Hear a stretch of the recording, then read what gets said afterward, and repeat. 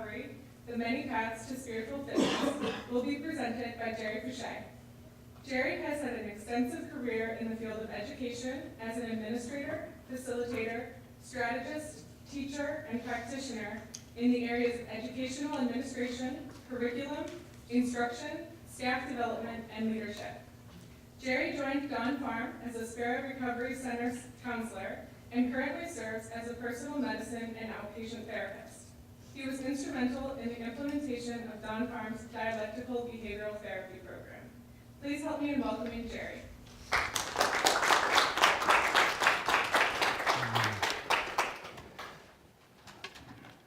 Yeah, thank you, Emily. Can everybody hear me? Looks good? Okay.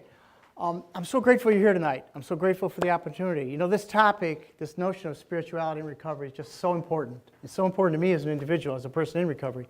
But it's also important because as I work in the treatment, for a treatment agency, what is abundantly clear is that many folks who've gotten to the place of realizing that drugs and alcohol simply don't work for them anymore, or other compulsive behaviors, and they start to look at 12-step recoveries as a potential path to get there, some of them walk in with some serious challenges as they start to approach this notion of spirituality. And there's a couple of reasons. We're going to explore a number of those tonight, look at them from a variety of perspectives. But I think what is really, really key is that we start to realize that spirituality in recovery is a very diverse topic. You know, depending on, if you get 50 folks who are in recovery in a room and ask them what's your understanding of a higher power, you may hear 50 different descriptions. But if they're all staying sober, they're doing the right thing. They found one that works. And see, and that's the key for us tonight. Some folks hear words spirituality, they hear God of understanding, and they sort of bring some baggage to that. They bring some understanding from previous experiences that gets in the way of their really figuring out what it is going to be said. So what I want to be able to do tonight is walk through the literature of recovery. I want to be able to talk to you about some of the early writings of some folks in the recovery process and talk about what was it they really understood this notion of a higher power to be. What did they really understand spirituality to be as a practice, as a science? And that's where we want to go tonight, real specifically. More specifically, though, you know, the goal of spirituality and mutual aid groups like AA or NA is to achieve and maintain an effective life free of alcohol and drugs. Similarly, other 12-step programs have been developed which are designed to address compulsive behaviors like codependence, gambling, eating disorders, sexually acting out, whatever the compulsion. There's 12-step programs for lots of them. But the common thread that runs through all these diverse fellowships, without exception, is their belief in the need to find a higher power, or a God as you understand them, and some kind of spiritual practice as a means to access that power. So even once you start to identify, okay, I think I've got some idea of a higher power, then, well, how do you start to access that power? How do you get next to it? How do you engage it? How do you make it real in your life? Because for some folks, they have what I call a very polite relationship with their higher power. Yes, oh yes, we're good. But I want to remain politely distant. Because if I really get engaged, I might be asked to do things I don't want to do. But we'll look at this as we proceed. After all, the book Alcoholics Anonymous, informally referred to as the Big Book, if you're not familiar with it, reminds us that lack of power is our dilemma. In recovery, we come to this power via something called a spiritual experience or a spiritual awakening. And as we pursue a program of recovery, we work to effectively access a higher power that can provide a daily reprieve from our compulsive behaviors and promotes a state known as the fit spiritual condition, which supports long-term recovery and clean time and a rewarding life. I want to talk about this fit spiritual condition sort of right off the bat. Several years ago, I was having some physical therapy done, and the clinic to which I was going was also servicing an Olympic athlete. Now, I got tired just watching this guy, okay, because the way he would work out, it was just intense. I mean, it was just awe-inspiring to watch him. But he was working his tail off, getting ready for that big event, the Olympics, which was 6 months hence at the time, okay? When we start to talk about spiritual fitness, we're not talking about a race that happens 6 months from now. We're talking about a race that happens each and every day in the process of staying sober. How fit is fit? You know, how do you begin to measure that notion? So I want to keep that piece right in front of you. Is that the people that are staying clean and sober, they've got some level of spiritual fitness, and they've got a way of achieving that, and that's part of what we want to try to uncover tonight and see in a real specific way. Now, there's a lot of key ideas that I just laid out in that introduction. I'm going to need to do some unpacking with those. So let's start to look a little bit. Oh, got to turn the switch. I say, why isn't it moving? There we go. I want to start to talk about the real specific things we want to try to accomplish tonight. So for instance, number one is we want to provide some historical framework for the diverse development of spirituality within the recovering community. Recovery as we know it today primarily got started in the 1930s with Alcoholics Anonymous, if you're not familiar with the history there. The big book, Alcoholics Anonymous, written in the 1930s, is sort of the foundation piece from there. If you're familiar with other recovering groups, NA again is the other one which is generally well known, but there's about 55 other recovering groups out there for just about every compulsion that's out there. I mean, there's Overeaters Anonymous, there's Gamblers Anonymous, there's Sex Addicts Anonymous, Sex and Love Addicts Anonymous. I mean, you could just, Debtors Anonymous, it just goes and goes and goes and goes and goes. And if you have any of these concerns, Mr. Google can help you find them, and it's not a difficult thing to do, okay? Mr. Google is very helpful. I'm very fond of him. But what you want to understand is there's a historical frame for all this. As I said, it's a relatively 20th century invention. Previous to this time, you had some early efforts at sobriety. You had something called the Washingtonian Society back in the 1860s. And they had some of the basic principles of Alcoholics Anonymous, but they got caught up in politics. They got caught up in the anti-slavery movement. They got caught up in the temperance movement. And consequently, you see why AA has always said, we have no interest in outside issues. All we're concerned with is people staying clean and sober. And so that, they learned from that, if you will. Because if you look at the Washingtonians, which is not a well-known piece, though, you might have to really go past Mr. Google to find this one. But if you really get into that, what you find is that they had many of the same basic notions and underlying principles that AA and NA eventually adopted. But they got distracted. They lost their sense of primary purpose. Number two is we want to explore a variety of ways that people in recovery come to understand a higher power. Once again, I said 50 people in a room, 50 different understandings potentially. The question is, are they staying clean and sober? Number three is to examine the concepts of spiritual experience, spiritual awakening, and spiritual fitness as discussed in the recovery literature. We realize that the literature is much broader than just recovery literature, but that's got to be our starting place. That's got to be our focus if we really want to understand how it works in long-term recovery. Number four is we're going to consider the relationship between religion and spirituality, because many people, particularly early in recovery, confuse these two. They see them as one and the same. They are overlapping, but they are not. Number five is to describe some options for developing spiritual fitness. You know, we're going to talk about what are the exercises, what are the calisthenics associated with getting spiritually fit. And number six is explore some applications of the 11th step. And again, if you're not familiar with it, there's the words of the step. Is a sought through prayer and meditation, improve our conscious contact with God as we understand Him. What are we praying for? Knowledge of His will and the power to carry that out. So that's where it is we want to go tonight. Now, I make a number of references to AA literature in the course of tonight. I also draw from some other authors as well as the NA literature. And if some of the folks in the room, their drug of choice or their compulsion was something other than alcohol, you may occasionally question the relevance of some of those pieces. If you have those concerns, I want to suggest right up front that the principles drawn from AA experience apply to compulsions far beyond alcohol alone. And if you're not familiar with the big book, what you want to really know is that drugs of various kinds were not foreign concepts to the founders of Alcoholics Anonymous. Bill Wilson himself talks about one day the doctor came and he brought a heavy sedative. Next day found me drinking the gin and sedative both, and this combination landed me on the rocks.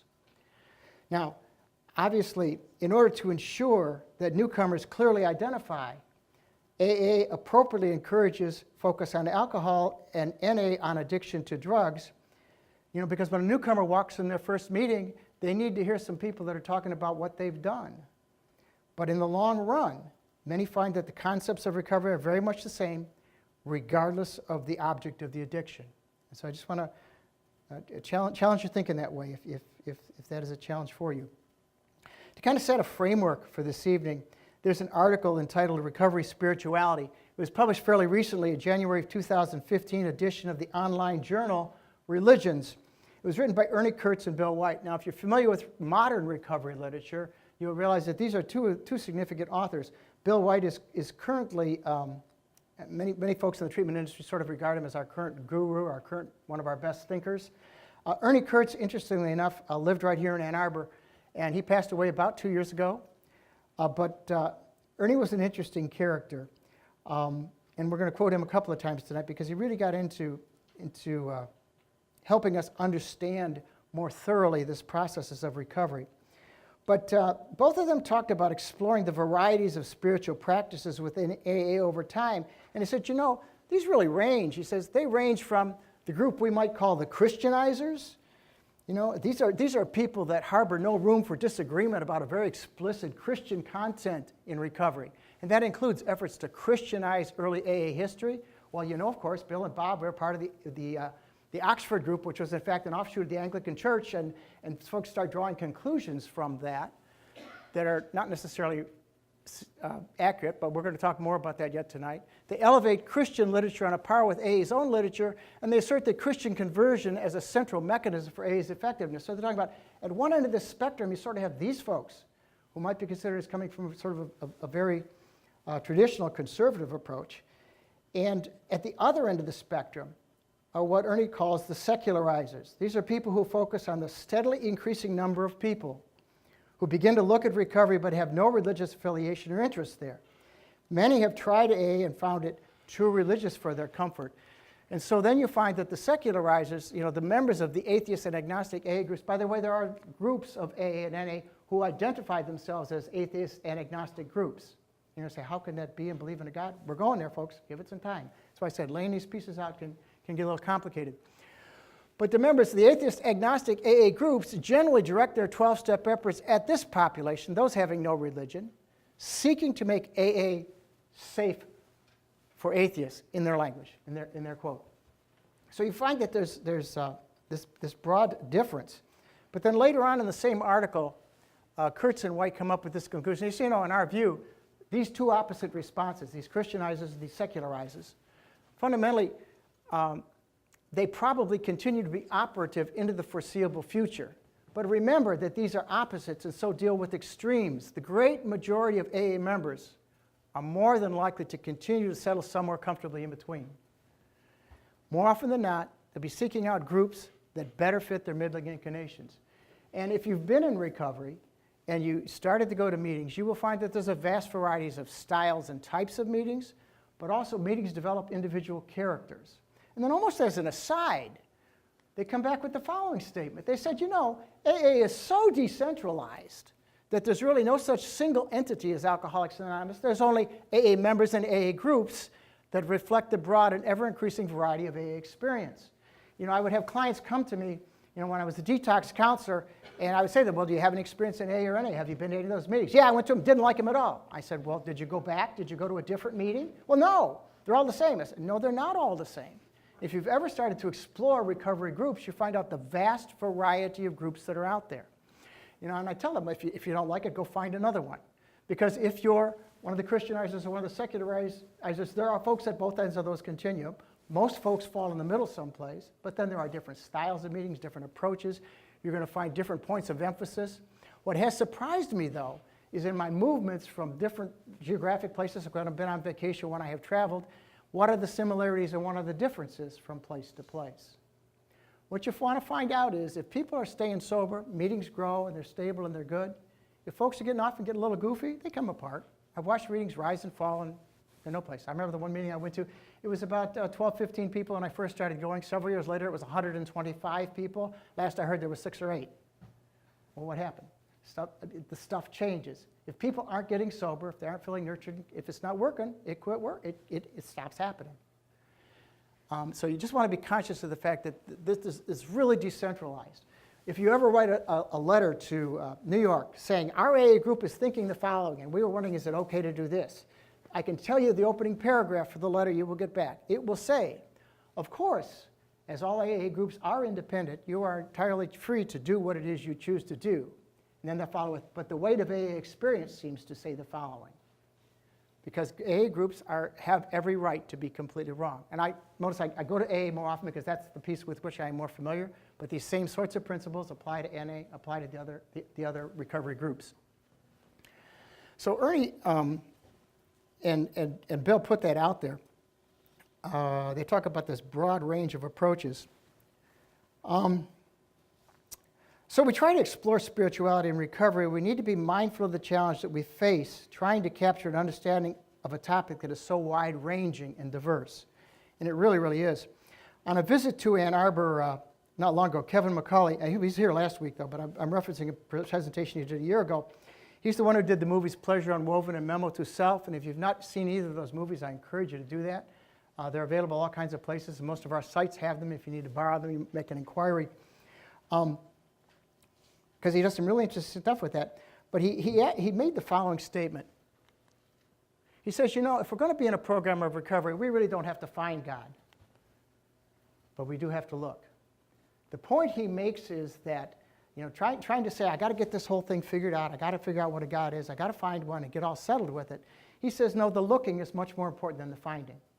The fact that you're always seeking, saying, I don't have it all together, haven't quite got it figured out. Because you got to remember, endemic to the alcoholic, the addicted mind is that self-centered belief that I've got this figured out. I've got it. Don't trouble me. I know how to handle this. Okay? It's kind of a key piece to understand that the looking is very important. Sometimes people in early recovery, while considering this search, though, have difficulty distinguishing spirituality from religion. And consequently, A and NA talks about a higher power. Newcomers tend to equate this term with the religious notion of a supreme being, which can be particularly problematic for atheists and alcoholics. In the early days of Alcoholics Anonymous, co-founders Bill and Bob were looking for ways to illustrate this new spiritual practice they had promoting sobriety. They'd been active in the Oxford movement that I mentioned earlier. It was a spiritual reform initiative of the Anglican Church that they modified for their purposes. And what's interesting, once again, if you go to my friend Mr. Google and ask about the basic principles of the Oxford group, you will find the 6 principles of the Oxford group, and you will read those, and you will read the 12 steps, and you will see where Bill got a good number of his ideas. Bill that I keep referencing, by the way, is Bill Wilson, the author, the primary author of the big book, Alcoholics Anonymous. So they were building on things that they had begun to experience. But this new movement would welcome persons of all backgrounds of beliefs, or none at all, and with its distinct spirituality. By using the term higher power, the founders clearly generated a distinction between AA and any other existing religious groups. People came to AA to get sober, acknowledging a God of their understanding, and no one within AA should try to impose their personal religious ideas on anyone else. Newcomers found and continue to find this attitude very welcoming. As Bill tells it, you know, much to our relief, we discovered we didn't need to consider anybody else's conception of God. Our own conception, however inadequate, was sufficient to make the approach and to effect a contact with Him. To Him, the realm of the Spirit is broad, roomy, all-inclusive, never forbidding to those who earnestly seek. It's open, we believe, to all men and women. Oh, by the way, I added the parenthetical. Some folks are somewhat critical of the big book, written in the 1930s in all of its male-dominant language. You know, I always need to remind folks, now, folks, if we were reading Shakespeare or the Bible, we would allow the author excuses for having written in a different time frame. Male-dominant language is all that was used in the 1930s. So let's try to get past the quirks of the author's language and get to the author's point. Some folks still have difficulty with it. I invite you to spend more time in the NA literature. There are incredible strengths in that as well, in terms of supporting a path into recovery, but it's written more in the 1980s, so you have a more inclusive approach to language. But he says, you know, we really don't need to worry about anybody else's conception. We just need to find one for ourselves. So AA and NA primarily define themselves as spiritual organizations, not religious ones. AA and NA actually fail as religions because as spiritual fellowships, you know, they don't have a defined set of beliefs or doctrines. They don't require membership. Religions of the world are characterized by clear sets of beliefs, identified rules and customs, holy days, scriptures, holy books. Spirituality, on the other hand, is characterized by individuals pursuing a relationship with a power greater than themselves in order to improve their lives, and in the case of recovery, stay clean and sober. Their understanding of a higher power can be very personal and unique. People in recovery often identify themselves as spiritual, but not religious. Similarly, many people in recovery are both spiritual and religious, with Buddhists, Christians, Hindus, Jews, Muslims, and adherents of any other faith getting clean and sober in NA. You know, Bill noted that those having religious affiliations will find nothing disturbing to their beliefs or ceremonies. Bill was really clear. If somebody's religious, he says, if you got that handle on getting to God, go for it. I'm not going to get in your way. And you'll find nothing in the effective practice of the 12 steps that is anti-religious. Okay? He says there's no friction among us over such matters. You know, in Ed Series' presentation last year, this really startled me when I heard it. He talked about the global growth and development of Narcotics Anonymous and noted that the country with the fastest growing NA membership in recent years was the Republic of Iran. And I'm going, Iran? Really? I thought they were like all religious and real Muslim and stuff like that. And why would they? No, this nation, overtly religious, yet its recovering citizens have no quarrel with the spiritual fellowship of NA. It is, however, important to note that our participation in the meetings of recovery fellowships is characterized by expressing the spiritual aspects of our experience instead of the religious. In other words, at an A or NA meeting, we're not going to be out there selling any particular faith. Occasionally, I've been at meetings where somebody will say, well, you have to believe it. Stop. Doesn't say that anywhere in the big book. Doesn't say it anywhere in the process of recovery. But you got, no, stop. See, the general criteria we have to use is, does somebody have the right approach or the right higher power or the right spiritual program? My question is, are they staying clean and sober? Do they have a worthwhile life? If they do, they got the right one. Is it the same one somebody else got? Probably not, and it doesn't make any difference to me. But at an A or NA meeting, that stuff doesn't belong. And I'll go a step further. Because say, as a newcomer coming into a meeting, because if you think about the time you went to your first meeting, if you've gone to them, if you've not gone to meetings, I'll ask you to try to put yourself in that person's shoes. If you show up at that first meeting and you have a particular religious bent or an anti-religious bent, and you sit down at the meeting and somebody starts spouting theological principles or principles associated with a particular faith, and I say, this must not be for me because I grew up so-and-so, and I get up and walk out the door and say, I can't do AA, we've just condemned that person to die. And I just want to state in those kind of blunt terms. Because later on, we're going to look a little bit at something Bill called spiritual arrogance. Because there are some folks out there who would have you believe there's only one right way to get there, and you got to do it my way. It's like, no, I'm sorry, those folks have missed the boat. Okay, in my opinion. And I realize there's going to be some controversy around that with some folks, perhaps. So defining the difference between basically effective AA and NA groups and other 12-step recovery people generally are neither advanced nor diminished religion. Some members are strongly religious, others strongly anti-religious. But defining the difference between spiritual and religious then starts to become a task.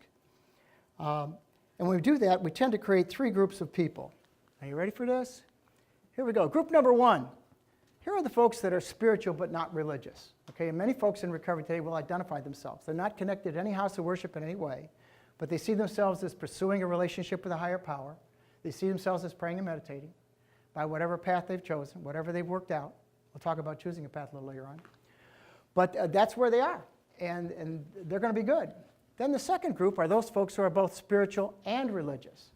They're pursuing a relationship with a higher power, but they work that out through an established community of faith, whatever it is. And there are folks that come from all sorts of backgrounds, all the major religions and all sorts of subgroups thereof. And the third group are those folks who are religious and not spiritual. So these are folks who are connected to some house of worship, perhaps for social or cultural reasons, but they're not actually looking for a relationship with a higher power. Okay? Now, the people from the first two groups can comfortably be in recovery, no problem. The folks in the third group, though, they're going to have that lack of power dilemma that we talked about earlier. If you're not pursuing a higher power, how are you going to stay sober? Because that's one of the essential pieces that the recovery movement has laid in front of us. So as we continue, an important starting place for people who embrace 12-step recovery and work to develop their understanding of a higher power is considering page 62 in the big book, where Bill challenges newcomers by saying, first of all, we had to quit playing God. It sort of sounds startling to some people in the recovery. It's like, what do you mean playing God? I was in a terrible shape. I spent 2 weeks in the hospital. I had to go to detox. I'm a mess. I lost a job. I'm not playing God. But Bill challenged us, and Ernie goes with it further. He says, but careful inventory usually reveals that they played God by using drugs and alcohol to control the way they feel, and by manipulating those around them to get what they want. The self-centered attitude endemic to addiction often nurtures the addict's delusion that the addict or the alcoholic really is the only one who knows the right way to do things or how the world should turn.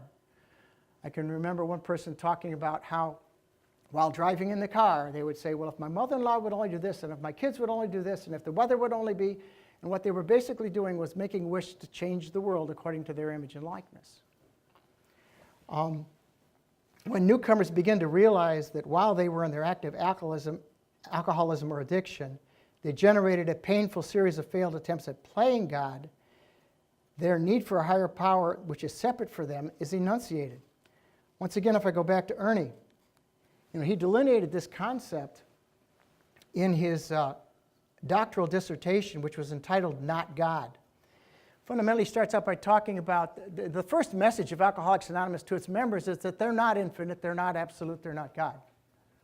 Every alcoholic's problem has first been, according to this insight, claiming godlike powers, especially that of control. Anybody here ever feel they had a controlling addict or alcoholic in their midst? But the alcoholic, at least, the message insists, is not in control, even of himself. And the first step towards recovery from alcoholism must be the admission and acceptance of this fact that is so blatantly obvious to others, but so tenaciously denied by the obsessive-compulsive drinker. This whole notion that you're not God, you're not the center of the universe. And he goes on. He makes the point. He says, because the alcoholic is not God, not absolute, all those sorts of things, he's essentially limited, he or she. Yet from this very limitation, from the alcoholic's acceptance of personal limitation arises the beginning of healing and wholeness. It is this facet of the message of not God that Alcoholics Anonymous as a fellowship lives out. To be an alcoholic within AA is not only to accept oneself as not God, but it implies also affirmation of one's connectedness to other alcoholics. And this is a piece that we're going to weave out more thoroughly as we go, as we start to look at what the center of spirituality and recovery is. Ernie makes a point later on. He says, really two things you need to think about in spirituality. Number one is the preposition beyond. You need to learn how to reach beyond yourself to something higher, bigger, greater, and beyond yourself to other people in recovery. He says, and the second word is the word between. What you have to, the process that we have happens between people. It's not about me and God in the closet, okay? Oh, me and God, we're tight. It's like, well, who you talk to? I don't need to talk to anybody. I got to figure it out. I got this. Remember, come back to that line, I got this. That's the beginning of the end for alcoholics and addicts. As soon as we say we got this, as soon as we got this figured out. So as we proceed, it may be helpful at this point to discuss some of the counterproductive ideas that people early in recovery sometimes bring to their search for a God of their understanding. There are some conceptualizations of a higher power that might not provide the needed power to get sober. For example, on page 45 of the book, Bill cautions us, saying, he says, to other words, God brought up a particular idea of him with which somebody tried to impress them during childhood. So how many of us, again, answer for yourself, as kids, mama, grandma, the family, somebody took us to some house of worship someplace and tried to sort of enculturate us to this notion of a God, to a higher power. And then as we grew older, we got to be teenagers, and we started doing a little drinking and drugging, and we weren't going to church or wherever it was anymore. We started doing all that stuff, and then at 25 or 30, we start to get sober, and somebody says, well, you need to find a higher power, God as you understand him. What starts to happen? Right away, my head goes back to my 10-year-old ideas of God. And what happens? I rejected this particular conception because it seemed wholly inadequate. And 10-year-old ideas are wholly inadequate for an adult person in this world trying to get sober. So then the question is, can I, with that rejection, we imagine we'd abandon the God idea entirely, can I go back and re-examine that notion? And say, whoa, there must be something about this God thing, about higher power I don't know. I'm ignorant of. I've not had a chance to understand because the last time I looked at it, I was 10 years old. Keep peace. Keep peace. So, there are some other ideas, too, that people have trouble with. Like there's this thing I call a vampire God. I've actually met some folks who, they kind of describe it this way. Well, you can't have too much fun. The vampire God sort of sucks all the fun out of life. I don't know about you, but I need fun. Okay, as a matter of fact, most recovering people I know, they need more fun than average, and that's okay. All right. So if you really think that you're having a good time, you must be sinning, then I'm thinking that's a kind of a higher power that's not going to help you get sober. So you got to remember, we're looking for higher powers. You're looking for the power that's going to get you sober. That's where we're going. All right. Okay. Number two is what I call the assassin God. This is the guy that sort of hides, lurking in the background, waiting for you to screw up and give you a hard time for it. People will say things like, well, I know why I got in this car accident this week is because I lied about being sick at work last week. Pardon me? Are you a dog that peed on the rug and you need to get smacked to be reminded how to act? Is that the kind of loving higher power that's going to get you clean and sober? Walking around always wondering what's about to happen. Notice how we're starting to get away from childish ideas, starting to look at more adult, more sophisticated ideas of a relationship with something greater than yourself. These pieces can really make a difference as people do this. In their search for a higher power, some have spent time worshiping at other altars. I've seen people worship at the altar of wealth, power, influence, sex, relationships, and work. I sponsored a guy years ago who honestly believed that if he got laid enough, he wouldn't need to go to meetings anymore. That would be enough to keep him sober. I assured him that he was not going to find his higher power that way. And he did need to drink some more. And eventually he came around to understanding that that wasn't going to be there. But by honestly admitting that they have a need to search for a higher power, they're also admitting that they're not gods themselves.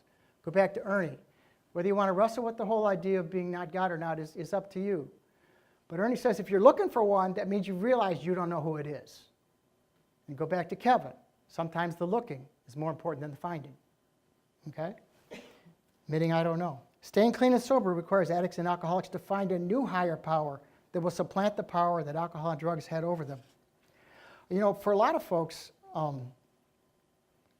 their drug of choice was their higher power for a long time because it decided how they spend their money, how they'd spend their time, who they'd hang around with, made all those decisions for them on a regular basis.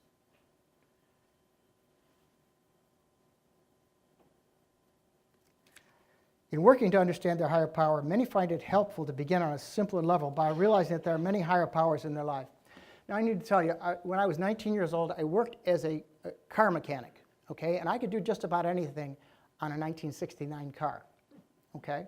However, today I lift up the hood and say, no, thank you, and I put it right down. I admit my powerlessness over my car, and I call a higher power known as the auto mechanic. Now, he's not going to get me sober, but when it comes to the problem of my car, he is a higher power. And you say, oh, Jerry, that's stretched a little bit. Let me go a little further.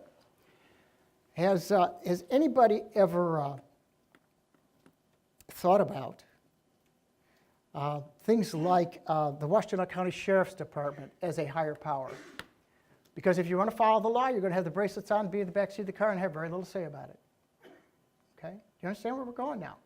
Because then it makes the notion of a higher power much more accessible for alcoholics, for agnostics and atheists.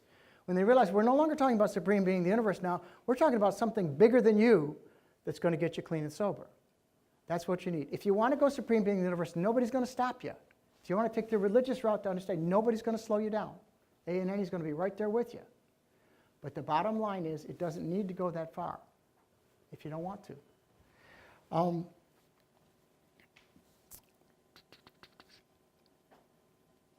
You know, Bill notes, if I got the right one now. You know, so how do we find a higher power? You know, well, Bill tells you, well, that's exactly what this book is about. He's referencing in the big book there. And he says, you know, its main object is to enable you to find a power greater than yourself which will solve your problem. Now, I want to notice Bill's particular use of language here. Because you notice he did not say its main object is to enable you to find a power that will help you solve your problem, but a higher power that will solve your problem. Because again, that whole notion of, look, I can handle this sobriety thing. I just need a little help now and then, God, but don't meddle with my life.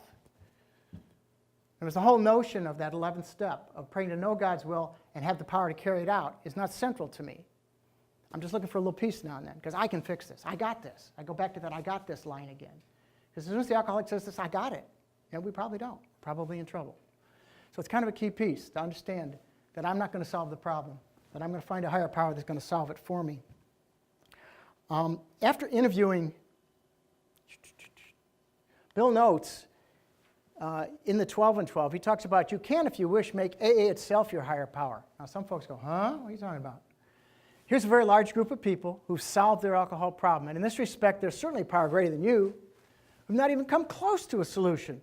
Surely you can have faith in them. So for some people, that was kind of startling. And I know some people actively involved in recovery today who think of their AA group as their higher power. So, well, how does that work?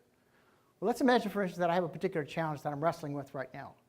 And so I want to think, okay, if I were to sit down with the 3 smartest people in my AA group who I respect and are living worthwhile lives and working a serious program of 12 steps, how would they help me think about this problem?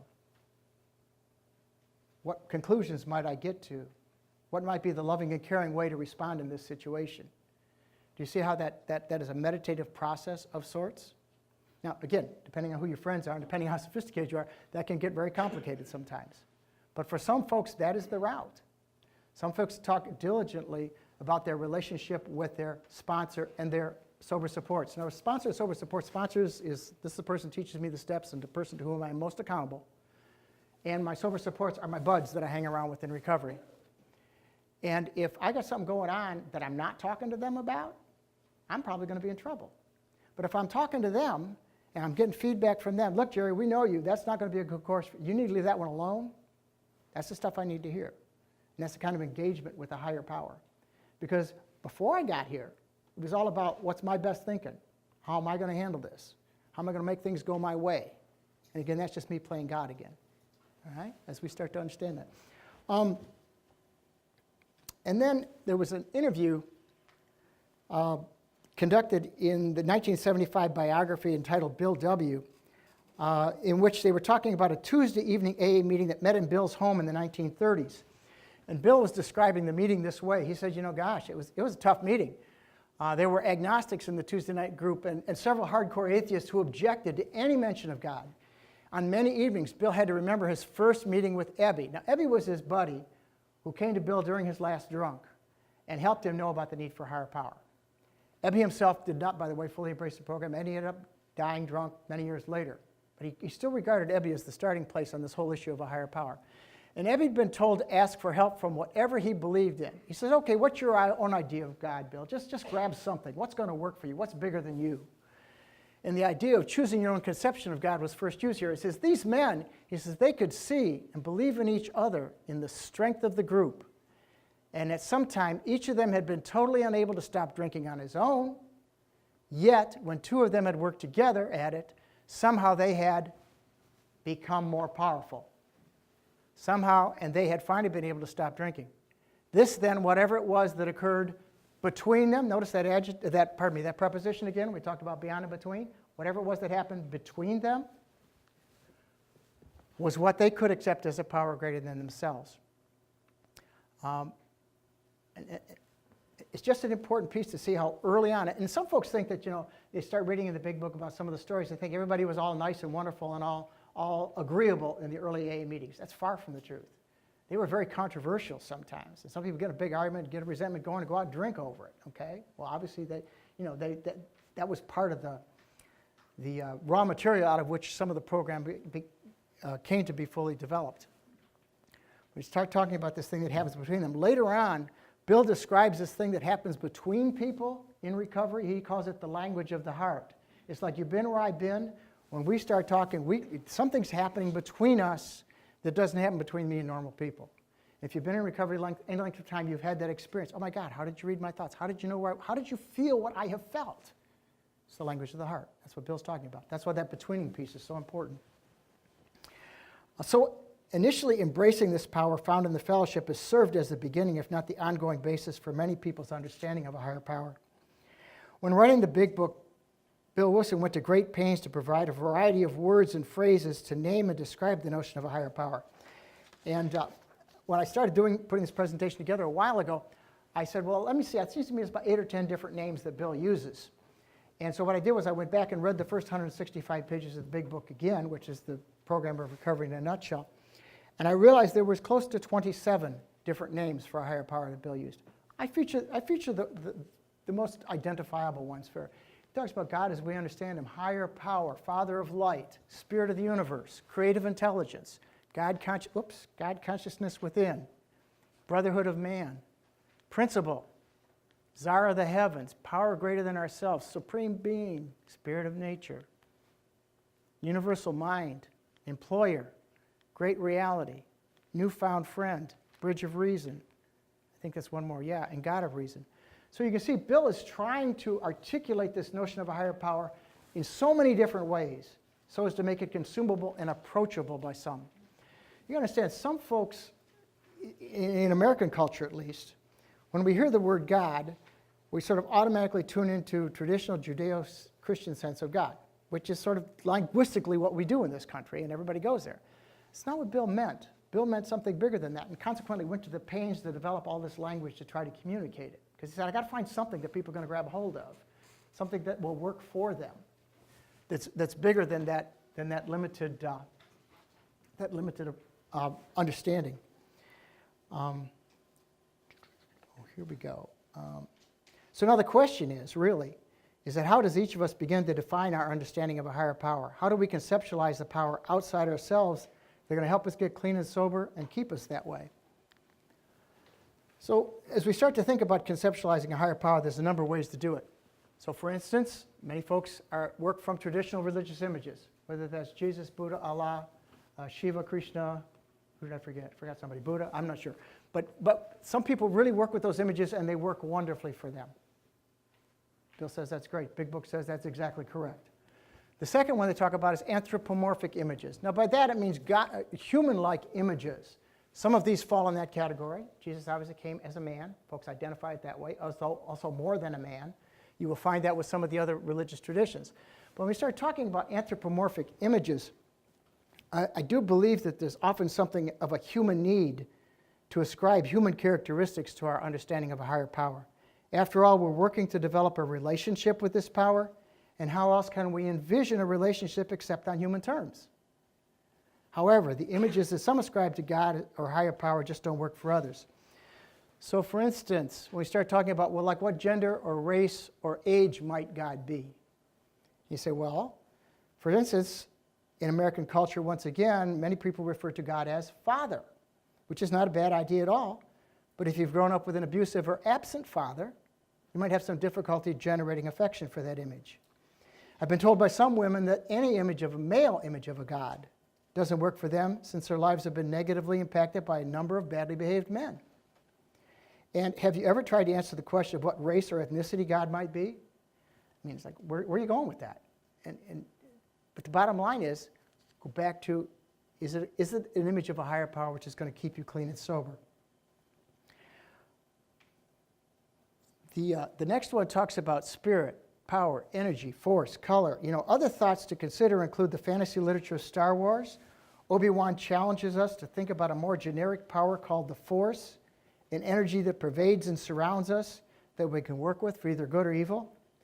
Some in recovery conceptualize their higher power in a similar way. They see it as a spirit or force without defined image or personality, but as something that can lead them to lead a good life.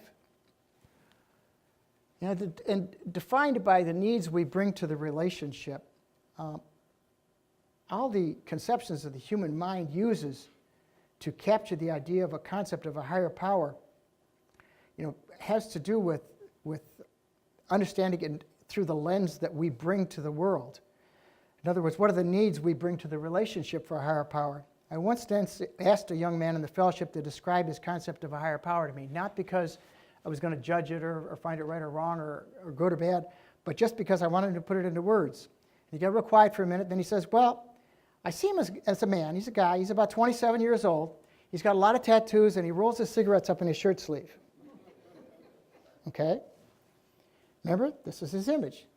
What he was basically doing was describing a divine version of himself. And what he was saying was that he was seeking an eminent, close, approachable companion higher power whose relationship would guide, support, and inform. See, it's about what needs do you bring to the relationship. That's the higher power that you want to get to. Depending on what you bring to it, may shape the way you begin to understand it. And I want to talk about my friend Jodie Foster. Anybody who's got to know me knows I have a crush on Jodie Foster. She did a film about 30 years ago. The name of the film was Contact. And she was this very professional scientist with very good reputation, education, and so on and so forth. And she was wrestling with this problem. Well, anyway, at one point during the film, she cracks the code, and she goes through this kind of time warp and ends up on this planet. And this person starts walking up the beach to talk to her, and this person looks just like her dad. Now, she knows it's not her dad because her dad's been dead for years. But they have this really important conversation that gives her a sense of meaning to her life, gives her some direction that she's been searching out. And then as they're closing the conversation, they kind of have this, like, well, why did you come looking like my dad? And the answer becomes obvious. The alien came to her looking like her dad because he knew it was the most useful image in the process of engaging Jodie's trust.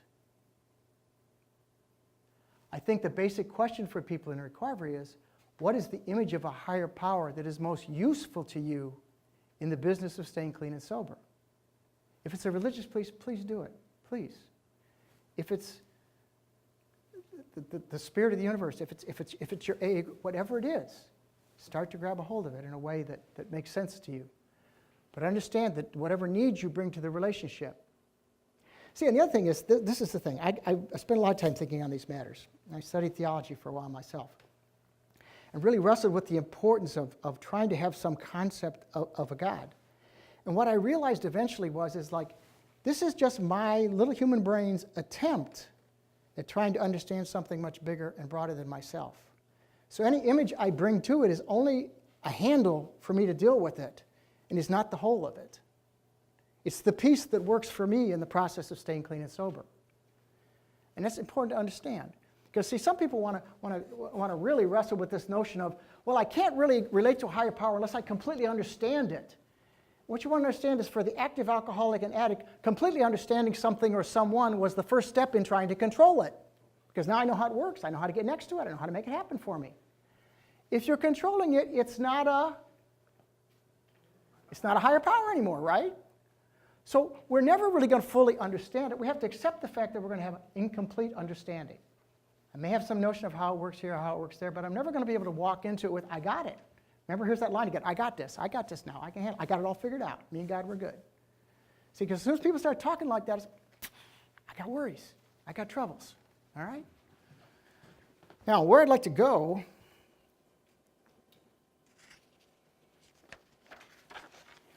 is, I believe you have a page number 5 that looks like this in your handout, right? Everybody have one of those? This has a heading on the top that says Identifying Your Higher Power. Everybody got one? All right, now what I'd like you to do is, some of you are all sitting apart all by yourself, all this isolation. I'd like to do some betweening here is what I'd like to do. What I'd like you to do is kind of cozy up with one buddy, okay? Because what I want you to do is cruise over those questions and pick one of them to chit-chat about for a minute, all right? I don't care which one you pick, but just find somebody to chat with a little bit. If you could, please do a little moving. Y'all look so isolated out there, so lonely. Connect. Work with me, friends, work with me. But find somebody to talk to, pick one of those questions, and chit-chat a bit. Oh, thank you. There's a lady with enthusiasm.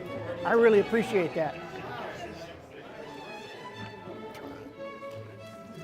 Just review the questions, pick out one of them, and discuss your understanding of it. Just go with it.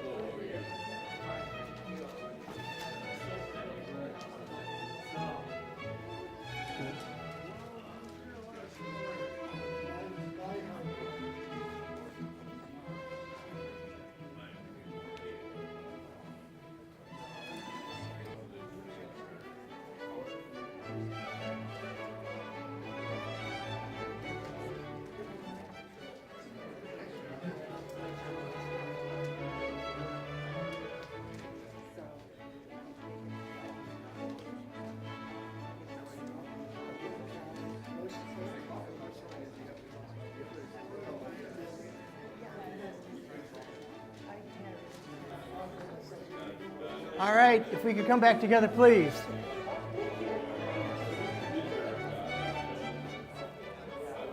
You kind of know you asked the right questions, so people have trouble coming back together. I like that. All right, I'm going to ask a couple of questions now. And if I have some brave souls in the room that want to kind of share what they have to say, that would be useful. Okay, we about ready? Thank you. I appreciate you coming together then. Okay, is there someone in the room who's feeling strong and brave enough where they can stand up and tell us in nice, clear terms their understanding of a higher power in about 2 sentences? 2 sentences. Yes, sir. 2 sentences? Can you? Sentences. If you can do seconds, I'm okay with that. I just said when I turn into paragraphs, all right? My concept of higher power is Jesus Christ, who is Son of God, and it's developed over years from what you were talking about earlier about I believed in punishing God when I was a kid. It was an ultimate point of the Catholic faith. Now I believe in the most important thing is a loving, kind, and merciful God, a forgiving God. Okay, thank you. You did it 5 sentences, but that wasn't bad. Could we give that man a round of applause, please? Thank you. All right, now I need 2 people to look at their list if they talked about question number 2, characteristics. And I need 2 people to just give me the strongest characteristic they would associate with the higher power. Who's feeling brave? Always available. Always available. It's kind of important, yes. Another one. Love. Love. Okay, love. It's a foundational piece. Thank you. Thank you. I've got a personal example for number 6. What are some coincidences or miracles that happen in your life that you attribute to the presence of a higher power in your life? So it's very interesting. A couple years ago when I was working at the Detox Center, we do this big book meeting in the morning, Monday through Friday. And we get together, we read the big book, and we talk about it, and so on and so forth. And I had one former client come in who had just lost his job. And he was going to be up a creek. He couldn't meet his rent. He was all kind of trouble. He said, Jerry, I'm really in bad shape. I need a job. I got to have a job. What can you do for me? I said, well, I'm not hiring anything, but if I hear anything, I'll let you know. That was at 10:30 in the morning. At 11:45 that same morning, I drove the clients to the AA meeting. And as they're getting out of the bus, my buddy's getting out of his car.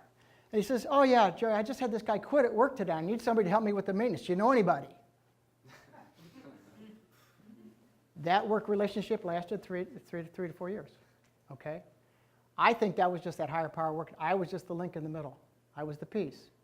But you see, if you're trying to operate from that notion of knowledge of God's will and a power to carry it out, you're paying attention when people are asking you for things. You're listening carefully to what's going on around you. You tie stuff together that you just didn't see the ties to before.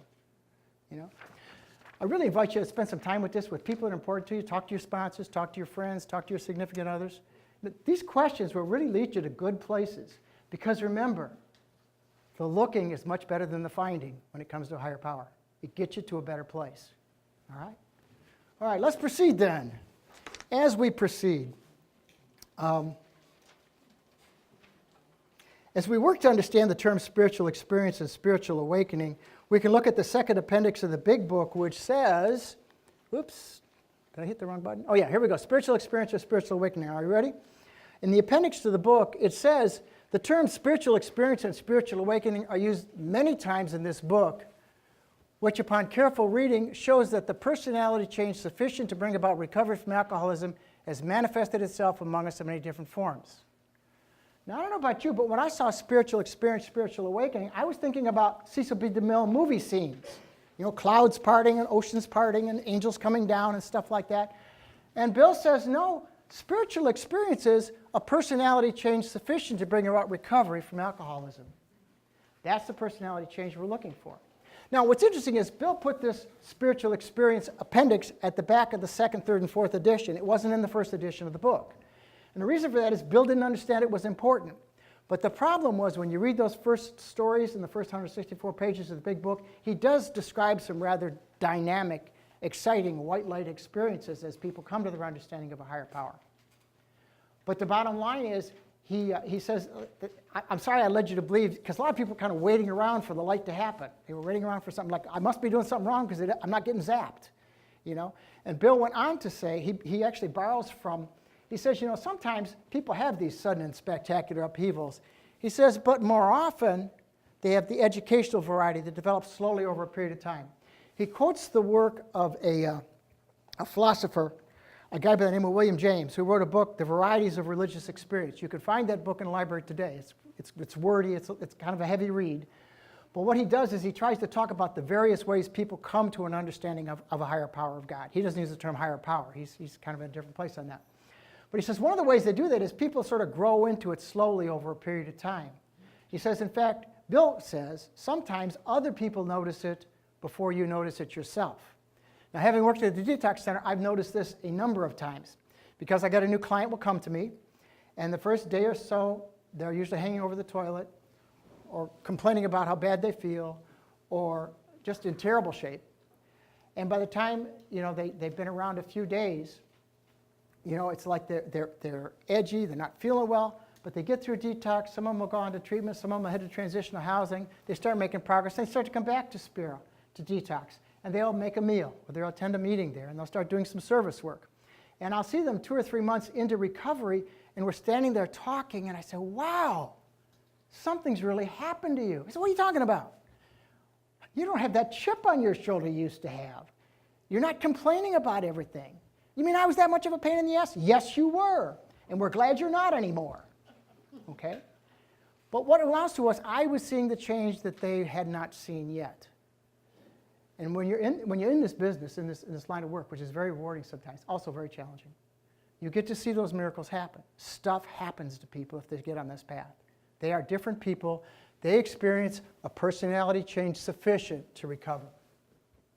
And that's what they're talking about. So remember, if you have the white light experience, that's great. Nobody's going to say it's a bad idea. That's great. But don't wait for it because it doesn't happen to most people. And in fact, sometimes other people are going to notice the changes before you do. So we start talking about spiritual experience. That's really what we're talking about. How do you get to that change? Later on in the, when Bill, the big book was written in the 1930s, he wrote the 12 and 12 in the 1950s. So you're getting a little more updated, and Bill's got more experience now. He's writing a little longer essays. He's giving some more details. But he starts to use a different term. Oh, I'm sorry, I missed a place here. I want to come back to this for just a second. This notion of spiritual fitness.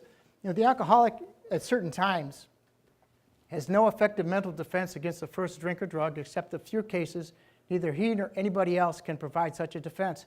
His defense must come from a higher power.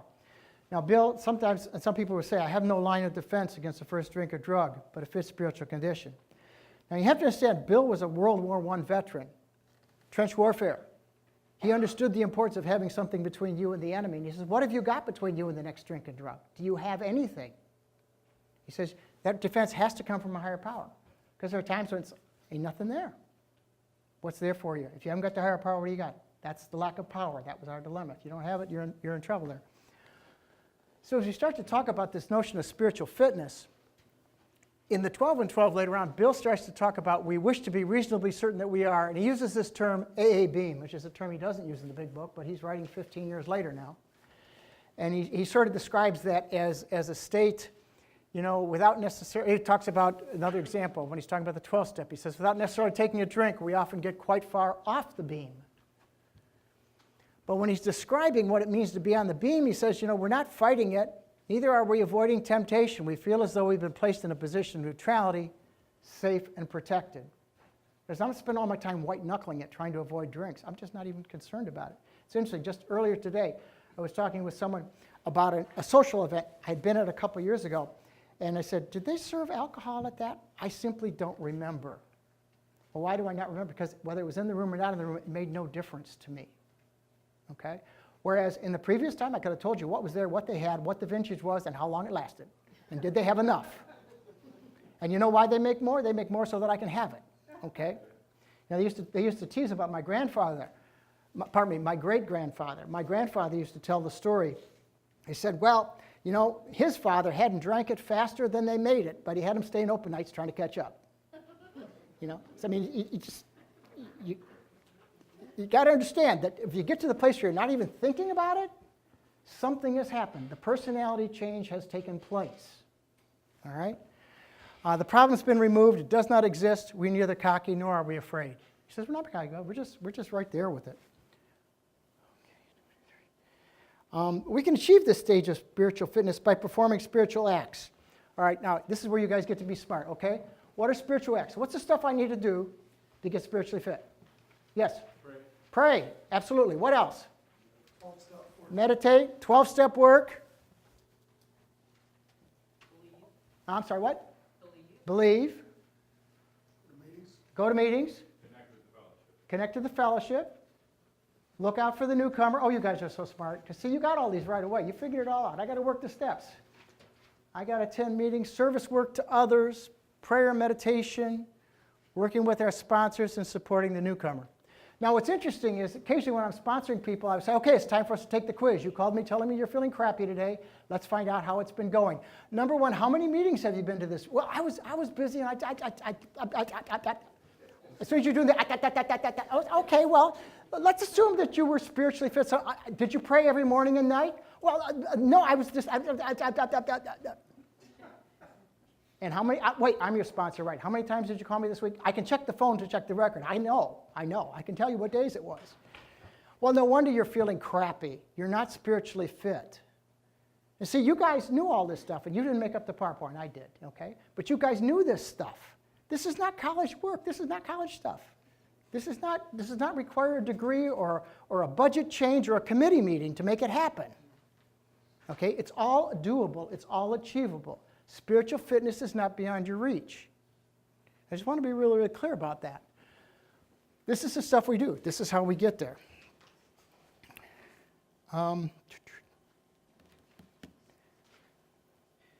Bill talks about the great fact of our lives is just this and nothing less, that we have had deep and effective spiritual experiences which have revolutionized our whole attitude on life. We have had deep and effective personality changes which have revolutionized our whole attitude towards life, towards our fellows, and towards God's universe. The central fact of our lives is the absolute certainty that our Creator has entered in our hearts and lives in a way that is indeed miraculous.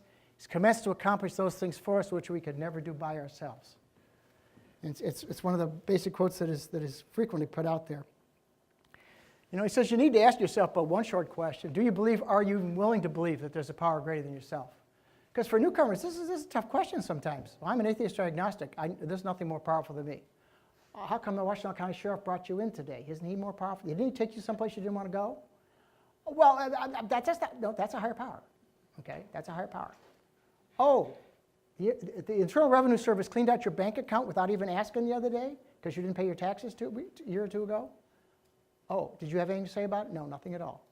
People start to realize that we start talking about there is something greater than me, something greater than myself. But as soon as a man or woman, and once again I add the parenthetical, can say that he does believe or is willing to believe, we emphatically assure them that they're on their way. There are some cautions to consider. Bill reminds us that we have no monopoly on God as a fellowship of Alcoholics Anonymous. So as he started talking about the need to avoid spiritual arrogance, when introducing the topic of spiritual practice in the Big Book, he cautions us. He says, discussion of matters medical, psychiatric, social, and religious are by their very nature controversial. So occasionally you're going to stir up trouble when you do this. Occasionally we do encounter people who insist they have the right or the best of the holiest spiritual path. But if we're coming from a place where the purpose of spiritual practice is to create worthwhile lives based on a lifestyle free of alcohol and drugs, then the criteria we use to assess the validity of any particular practice is simply, is the person staying clean and sober and living a worthwhile life? Answer is yes, that person's got it. They're doing it. The dilemma of no faith, in an article written in 1961 by Bill, in the dilemma of no faith, he provided this example. He said, here's a recent example of the high cost of spiritual pride. He says, we had a very tough-minded prospect who was taken to his first meeting. So this is a newcomer, somebody who just had a drink a few hours ago probably. And the first speaker majored in his own drinking pattern. The prospect was quite impressed. Hey, these guys drink like I do. Maybe the hell they know what they're talking about because they're not drinking now. Maybe I should find out what they got to say. And he says, and the next two speakers each themed their talks on God as I understand him. Now, it could have been good, but it wasn't. The trouble was their attitude, the way they presented their experience. They did ooze with arrogance. In fact, the final speaker got way overboard on some of his personal theological convictions. Quite unspoken, yet implicit in everything they said was the same idea. Hey, folks, you need to listen to us. We have the only true brand of AA, and you better get it. And the new prospect says, oh, okay, this is great. Okay, you guys are selling me religion. I thought that's what you were going to do. So he's out. And so he says, his sponsor protested that this wasn't really AA, but it was too late. Nobody could touch him. And after that, he had a first-class alibi for the next, yet one more bender. And by the way, early in sobriety, we don't need much of an alibi to pursue another bender. And when we last heard from him, an early appointment with the undertaker seemed probable. So Bill just sort of closes off in a very blunt sort of way there. Actually, start to look at that piece of it.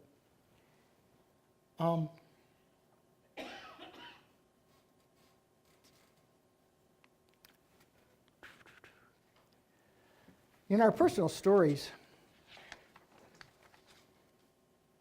you're going to find a wide variation in the way each teller approaches or conceives in their power, which is greater than themselves. Whether we agree with a particular approach or conception seems to make little difference. These are questions for each individual to look for at himself, but on one preposition, these men and women are strikingly agreed. You get people who've been sober in a while, there's a place they're all going to start agree, regardless of where they're coming from religiously or spiritually. Every one of them has gained access to and believes in a power greater than himself, and this power has in each case accomplished the miraculous, the humanly impossible. The peace which they could, as human beings alone, could not solve, which was get sober. When I worked at the detox center, I would occasionally encounter clients with a strong religious background who were active in their community of faith throughout their addiction. And they would be reluctant to explore 12-step spirituality because they viewed it as a departure from religious orthodoxy. Bill discusses this in the 12 and 12. And we don't need to go through this all detail, except the point he starts to get to. He says, people supposed they'd been serious about religious practices when they found they'd only been superficial. And going to the other extreme, they'd wandered in emotionalism. The fact was, they really hadn't cleaned house so the grace of God could enter. Cleaning house is called steps 4 and 5. In no deeper, meaningful sense had they taken stock of ourselves, made amends to those they had harmed, steps 8 and 9, or freely given to any other human being without demand for a reward. He's talking about that service referenced in the 12th step. The love of God and man he understood not at all, and therefore remained self-deceived and so incapable of receiving enough grace to restore us to sanity. You want to remember Bill's earlier comment. There's no quarrel between the principles and steps and spiritual practices of AA in any particular religion. I've never found anybody who didn't benefit from working the steps, regardless of their faith. So spirituality in 2 words. I mentioned both of these already today, but I talk about spirituality being broken down into basically 2 words, both prepositions. One was beyond, reaching beyond ourselves. These are Ernie's words, Ernie and Bill. And they're very wordy, but they're basically talking about the need that beyond us means we're reaching for something above us and beyond us, and we're also reaching out to other people. And then the second piece is we're reaching between. There's something happening between us, this language of the heart that we referenced earlier, that connection, that nextness. And he uses the word between, rather than next to or something like that, or pardon me, rather than beside. He uses the word between rather than beside, because rather than just being beside or next to somebody, you're actually engaging with, exchanging at a deeper and more significant level. So from this we can conclude that this is not a spirituality of isolation. At its most basic level, spirituality and recovery is about adopting behaviors and attitudes that lift us up and beyond ourselves towards a higher power and challenge us to develop transparency and significant connections between ourselves and others who are traveling this path. It's interesting, when Bill first met with Dr. Bob, Bill was about 6 or 7 months sober, and Dr. Bob was about 8 or 10 hours sober. And Dr. Bob's friend, Henrietta Seibling, was trying to get these 2 people together because he knew Bill had some kind of answer for drinking, and Bob couldn't figure out what to do with his drinking. And so she set up this meeting, and in deference to his friend Henrietta, Bob said, okay, I'm going to go to that, but look, I'm only going to stay 15 minutes. I'm feeling real bad, got a bad hangover. I don't want to go to there. And he went and he met with Bob in Henrietta's living room, and they spent 5.5 hours talking. And he said, you came with willingness for 15 minutes, he stayed 5.5 hours. What happened? Between is what happened. That's what happened. He knew something special was going on. That language of the heart was taking place between 2 people with a common problem. Years later, Bill described that meeting by saying, he says, you see, our talk was completely a mutual thing. I knew that I needed this alcoholic as much as he needed me. In other words, Bill just wasn't the one passing it on. Bill was also feeding his own sobriety that day by getting involved with somebody else. This was it. And this mutual give and take is at the very heart of A's 12th step work today. So we want to talk about practicing the 11th step, prayer and meditation to understand God's will and have the power to carry it out. You spend some time with God as we understand him. But a major roadblock to significant relationships of any kind with unrecovered alcoholics and addicts is our systemic selfishness and self-centeredness. As Ernie Kurtz reminded us earlier, we talked about that selfishness and self-centeredness being the root of our problem. But as we pursue a relationship with a higher power, we work steps 3, 4, 5, 6, 7, 8, 9, and 10, chipping away at that selfishness. We go to meetings, we work the steps, we do service work, we talk to our sponsors, we do that stuff to get spiritually fit. Then all that action is something quite foreign to active addiction. But we want to talk about prayer and meditation for a few minutes. I want to get real specific here. In the 12 and Toys, he talks about those of us who have made regular use of prayer would no more do without it than we would refuse air, food, or sunshine, and for the same reason. When we refuse air, food, or light, the body suffers. When we turn away from meditation and prayer, we likewise deprive our minds, our emotions, and our intuitions of vitally needed support. Not about you, but when I was drinking, my thinking, my feelings, and my cluelessness characterized what was wrong. Okay? He's talking about that's what you need to feed. It's your mind, your intuitions, and your emotions. Further, he talks about prayers communicate. This comes from the NA text now, the anti-basic text. Prayer is communicating our concerns to a higher power, greater than ourselves. Sometimes we pray, a remarkable thing happens. We find that we get the means, the ways, and the energies to perform tasks far beyond our capabilities. Notice again, he's talking about our minds, our emotions, and our intuitions. We get the means to handle stuff we didn't know how to handle before. We grasp the limitless strength provided us through our daily prayer and surrender as long as we keep faith and renew it. Let's think about prayer sort of real specifically now. Let's go back to my detox client. They're about 3 or 4 days sober, and let's see what prayer might sound like, okay? So first of all, I'm going to look around and see if anybody's watching, because I don't want anybody to see me praying, okay? That's why we're on a detox. And we're going to say, okay, God, they tell me I got to do this praying thing now that I'm going to get sober, because I really want to get sober, because I really got to get out of that legal jam I'm in. And, okay, God, so what I need is I need a new job because I got fired, and I need a new car, and could I please have a good-looking girlfriend? Amen. Okay? Now, that's prayer at 3 days sober. What's wrong with that prayer? It's what? It's all asking and begging, but it's all self-centered prayer. Remember, we talked about this movement from selfishness and self-centeredness being the root of our problem to something completely different than that. But at 3 days sober, if you got to do any praying at all, that's progress, right? That's progress, okay? Let's talk about 3 months sober now. Are you ready? Okay, so we're 3 months sober. All right, God, I've been doing this thing, going to a lot of meetings, got sponsored, working some steps. I'm all the way up to step 6 now. Can't quite figure out what that means yet, but I'm still working on it. But, God, I got some stuff I'm worried about, There's my friend Jess. My friend Jess, she's got a broken leg, and it's bad. It's bothering her a lot, keeping her out of work. So could you please get her leg fixed? That would be great. And then there's my buddy JJ. He broke up with his girlfriend, and he's really hurting. So could you get him a new girlfriend? That would be good. Amen. Okay? Now, what do you think about that kind of prayer? Well, it's not selfish so much, but what I'm doing is I'm giving a to-do list to God. Okay? Does God need a to-do list for me?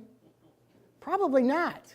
Now, they're fundamentally good wishes. And people have talked about, well, if you got to pray for specific stuff, always finish it up with, well, if it be your will, because in the 11th step it says I'm praying for knowledge of God's will and the power to carry it out. So I can go there. Not necessarily a bad thing. Okay? But let's talk about prayer at 3 years. All right? What does it start to look like now? Well, it might look like, okay, God, here's my life today. I got to go to work and deal with these things. I got this family concern I got. I got this friend of mine that's not doing so well. What should I do with it, God? What do you got in mind for me today? Let me just sit and get quiet and listen a while, Let me try to review what's coming up today. It might be hard and challenging, and how can I handle that in a way that makes sense, that a sober, serene person would handle it, And it starts going through that. Notice how it's starting to sound more conversational now, and it's starting to get, but notice how it's also not quite settled.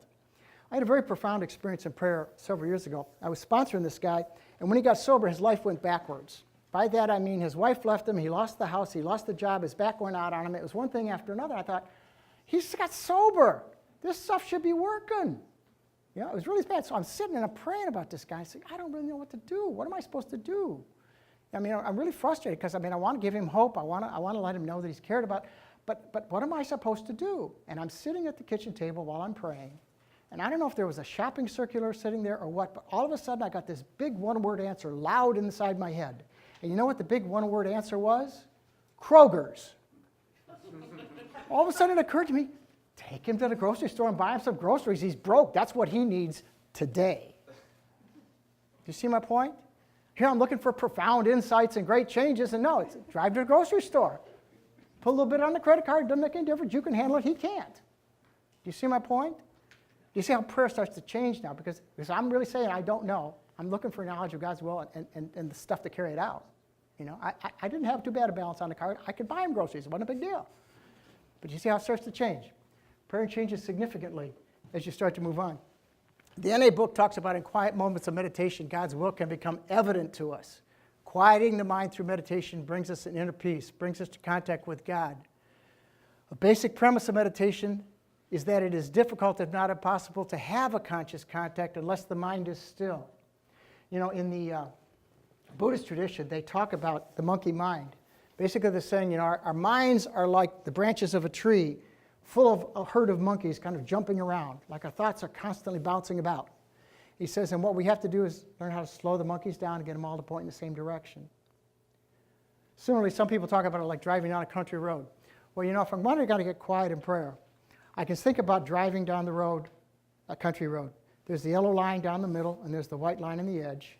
And all along the side are the mailboxes and the light posts and the fences and the restaurants and the signs and all the other stuff. And as I'm driving down the road, I have to stay on the road. I may have distracting signs. I may have things that really want to get my attention. But I sort of just let them go on by rather than being distracted. Because if I keep turning to everything, sooner or later I'm going to have the car in the ditch. You know? So you want to think about these various mental images that serve and support people's meditation. And to talk about their meditative practice. I actually want to do a little bit of a meditation practice here. It's only going to take about 5 minutes or so. But I'm going to ask you to work with me and just follow the directions. Because again, I know that there are so many different schools of meditation. There's no singular right way to do it. The practice that I want to lead you through is pretty generic. It's not connected to any particular faith. But it's designed to still the mind. It's designed to get us to a good place. So if you just work with me, I'd appreciate it. Okay? You want to sit up straight with your feet flat on the floor. We don't want to cross our legs. We cross our legs, we actually constrict circulation a little bit, and it sort of, even at a precognitive level, sort of slows you down a little. Why don't you have your hands comfortably in your lap? You want to be able to relax. You just sort of scan your body from top to bottom and think about, are your shoulders tight, or you're clenching your fists, you're tapping your feet. Just kind of let them all rest. I want you to focus on your breath. You want your stomach rising and falling smoothly and rhythmically with each breath. I'd like you to close your eyes. Turn out that visual simulation for a minute. If you just listen carefully and work with me.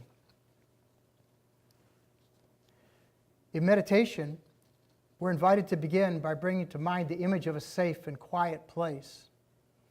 So as you gently close your eyes, begin to construct the image of such a place clearly in your mind. Perhaps you've begun to think of a place that has personal meaning for you. Sometimes I think about my grandmother's kitchen, because good things always happened in my grandmother's kitchen.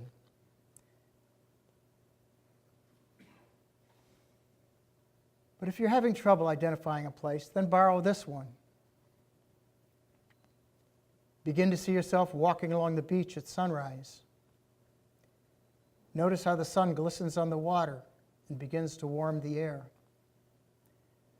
Feel the cool, wet sand under your feet as you walk in that space where the waves kiss the shore.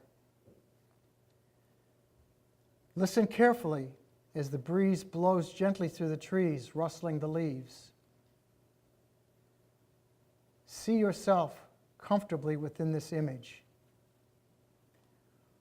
Once there, you want to look around carefully and take in the details of your surroundings.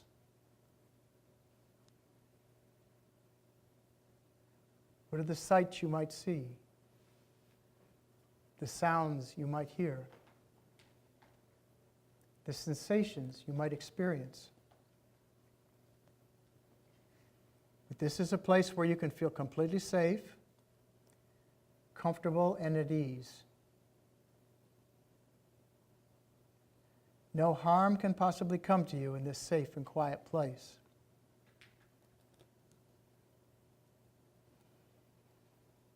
As you settle in, focus on your breathing. Feel your stomach rise and fall as the air moves in and out slowly and deeply.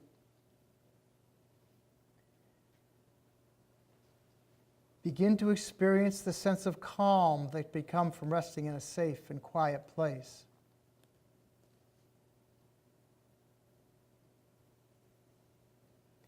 If you notice any physical tension in any part of your body, just relax the tension and let it go. If your shoulders and neck are tight, just let them be at ease. If you find yourself clenching your fists or tapping your feet, just let them relax and focus once again on the breath.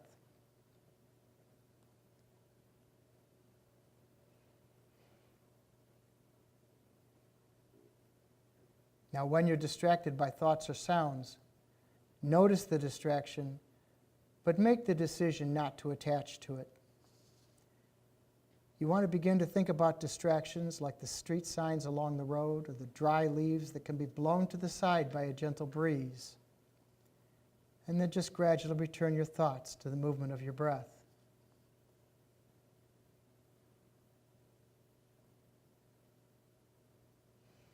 Once you've settled into this safe and quiet place, know that your higher power, however you understand that, can be there with you.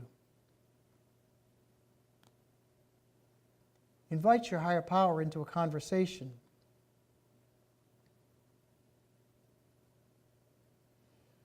Bring to mind something that concerns you today, some problem that needs to be solved or challenge that you face, and begin to share this with your higher power.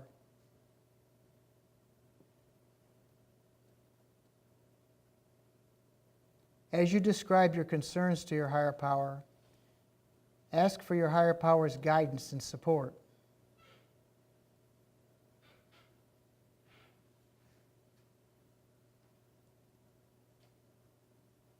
After you've explained that,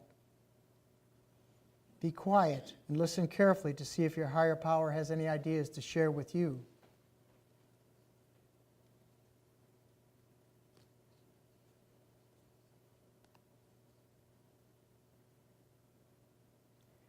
Whatever the challenge, you can begin to view this situation with curiosity and interest, as if it's the very first time you've ever thought about it.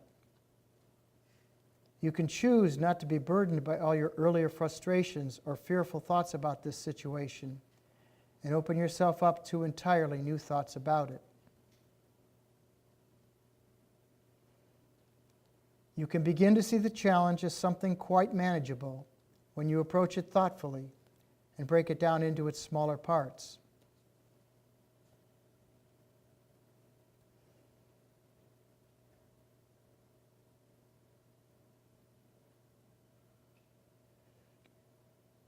Once again, if you find your thoughts wandering, gently move your attention back to the breath and to your chosen topic as the gentle breeze dispels the distracting thoughts.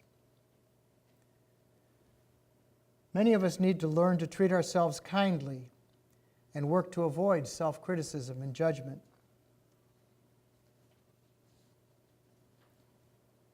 As the conversation draws to a close, bring to mind something for which you are grateful. Perhaps some problem has been solved or some resource has been found. Maybe you've made a good connection with somebody else in recovery.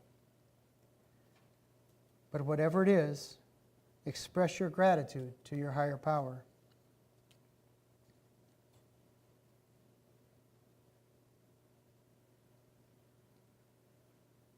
As the conversation finishes up, thank your higher power for this time together. Know that your higher power is always ready to meet with you whenever you're willing to step aside and get quiet and seek your higher power's presence. Take another good look around this safe and quiet place. Get the image firmly in your mind, because this place too is always available to you. You don't only step back from the day's activities, be quiet for a moment, and seek your higher power's presence. Focus once again on the breathing, feeling the air move in and out slowly and deeply. Be mindful of the deep sense of calm that can come from resting in a safe and quiet place.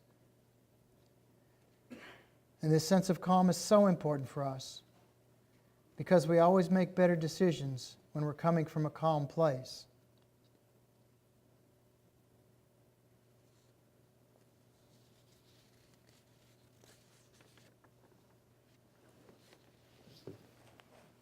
When you're ready, we can start to come back together.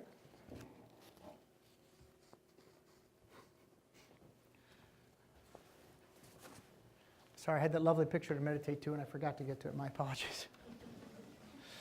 I want to talk about meditation mechanics for a moment, just to kind of bring you a few more things to think about as you think about this spiritual path. Number one is the environment. If you can have quiet moments, the more you get into meditating, the easier it is to get to a meditative state with noise around you. But try to find, do I need to get up a little earlier? Do I need to find a quiet room in the house? Do I need to find some place that'll work? But it needs to be quiet, relatively and comfortable. Your physical position, we've already talked about that. No crossed arms or legs. You don't want to constrict your circulation in any way. You want to be upright. Some people talk about wanting to meditate in the prone position, lying down. It tends to promote sleep. Early in sobriety, getting clients to sleep is sometimes a good thing. So, it's not necessarily a bad thing. But in the long run, if your meditation always takes you to sleep, that's probably not where you want to go. We talk about the breath. The breath is always from the diaphragm. Do this little experiment for me, if you will. Would you please put your fist up in front of your face like this? And I want you to make that fist as tight as you possibly can. Just hold it tight, just really, really tight. Got it? What's happening to your breathing? It's stopped. Okay? So notice in the presence of tension, our breathing constricts. We reduce our oxygen intake. We retain more carbon dioxide. Our systems are more acidic. We're more irritable and edgy. That's why the breathing is so important. If you start getting angry about something, you get to the consciousness of space, say, wait, I'm going to breathe diaphragmatically and not let my gut get tight, you get less angry. It's just a biological fact. All right? So you want to think about nurturing that deep rhythmic diaphragmatic breathing. Talking about the sustained focus, we talked about the monkeys in the trees, traveling down the road. I like to think about distractions like dry leaves that can be blown to the side. And we talk about giraffes rather than elephants. If I were to say to you, because this whole idea of sustained focus, if I were to say to you, I want nobody in the room to think about elephants, so get all those elephant thoughts out of your mind. What's happening? When's the last time I saw an elephant? Them big flappy ears, the trunks, that goofy, okay, that's all you can do, right? But if I really don't want you to think about elephants, I want to tell you about giraffes. Have you ever got a good look at a giraffe? Got this long, goofy neck and this spotted fur and these two little horns up on top. If you watch them when they feed them, they have this big, ugly tongue comes out and grabs the leaves off. What's happening? Nobody's thinking about elephants anymore, right? What you want to do is come up with a bank of thought processes of topics that are actively engaging for you that will take you to a positive place. Notice I gave you the image of a safe and quiet place. Now I talked about my grandmother's kitchen. You got to find it, but you got to assertively develop it so that when it's time to meditate, you can go there. Okay? The safe and quiet place, we talked about that piece, but repetitive motion, sounds, and words. Now I'm going to get real tradition on you for now, okay? I'm going to come back to my grandmother again. Are you ready for this? Oh, wrong one. Oh, I got a pocket full of goodies here. I have my grandmother's rosary here. Now those who may have grown up in the Catholic tradition are feeling that this is a repetitive prayer that's intended to promote this calm state, okay? For some folks, this is what they want. I do it every night before I go to bed if my clients tell me. That's great. Put you to sleep. That's great. It's perfect. It's wonderful. It is a meditative process. If you are either Buddhist or Muslim, you may be familiar with the various forms of prayer beads out there. That again, we speak the many names of God as we move down the beads. Or we have different points of process that we meditate on. These again are repetitive motions.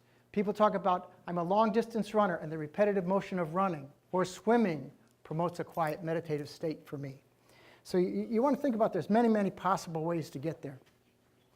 As we kind of come into the finish line here, finding your way is another matter. We may have a basic understanding of what prayer and meditation, prayer and meditation are. Prayer being the times we talk to a higher power, meditation the times we listen for our answers. We may not be aware of the many options that are open to us. Searching out those options and exploring their usefulness can be uncomfortable and time-consuming. It is only by being open-minded and taking action that we are likely to find what is right for us as individuals. We may experiment with a whole assortment of practices until we find something that doesn't feel foreign or contrived. Now, I love this line. This is from the NA Basic Text. Are you ready for this? If we have found that everything feels strange, in other words, every kind of practice I find feels strange, then we practice a form of prayer and meditation until it no longer seems unnatural. There's a saying, just as it feels strange doesn't mean you have to give it up. It means you have to keep searching, remember? The value is sometimes in the searching more than the finding. Many of us have adopted an eclectic approach, borrowing from lots of practices and a variety of sources, combining those which provide us the greatest comfort and enlightenment. It's not, Bill talks about the spiritual life not being a theory, we have to live it. He says, it's easy to live up on our spiritual program of action and rest on our laurels.